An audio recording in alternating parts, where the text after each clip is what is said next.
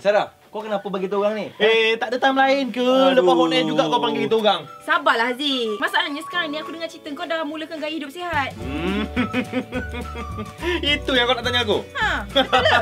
Betul lah, aku sekarang join AIA Vitality. Aku dah amalkan gaya hidup yang sihat sekarang.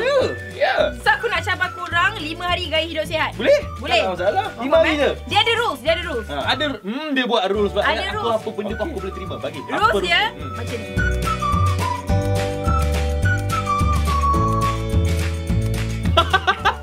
Ini je. It's all easy. Cakap besar, kita tengok lah lagi.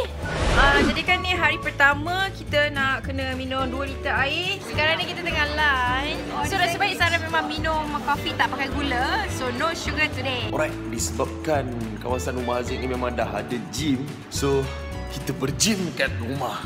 Satu hari saya menyahut cabaran AIA Vitality ni untuk meminum air sebanyak 2 liter Untuk sarapan hari ni, Haziq kan kerja pagi-pagi kan, so tak dapat makan sarapan yang lengkap. So hari ni Haziq dapat sambar roti kat rumah, dapatlah alas perut. Setiap pagi saya mengamalkan gaya hidup yang sihat, saya akan jogging keliling office lah. So, untuk hari seterusnya, kita akan buat aktiviti kegemaran Sarah. Kita akan swimming. Tada! Yes! Inilah salad yang Haziq beli semalam. So ini dinner Haziq malam ni, dan Haziq tambah sikit sesame. Sedap!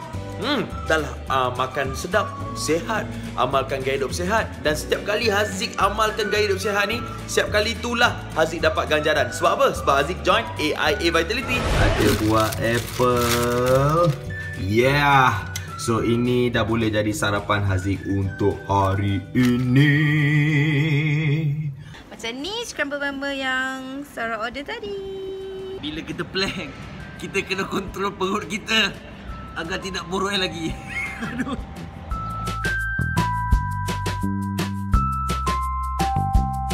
Sekarang ni dekat Syir Pentas kita ada pasar tani. Buah-buahan tempatan. Jambu dengan mangga.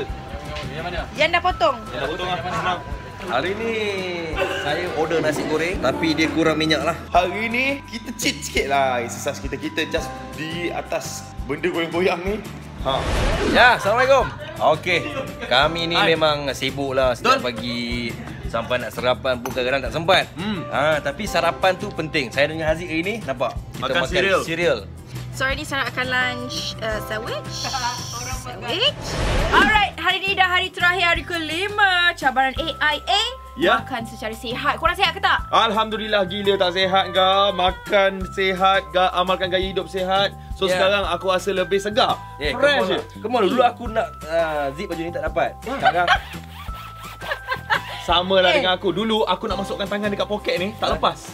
Sekarang masing-masing lah up. Korang please lah 5 hari je makan sihat. Tak semesti dah turun 10 kg. Tapi yang come on penting lah, nampak tak saya ni dah nampak ajuk kurus. Kau cengkok pun masalah. Macam sama je. okay, apa masalah kau tak turun-turun? Masalahnya aku tak boleh lah turun dalam 5 hari. Tapi yang penting aku rasa sihat dan kulit aku semakin bercahaya sebab aku minum banyak sangat air. Air apa yang kau minum sampai cahaya? Air kosong lah. Sokongan cabaran Sarah ni lah. Sebab kalau tak tercabar, korang sampai bila pun tak buat, betul?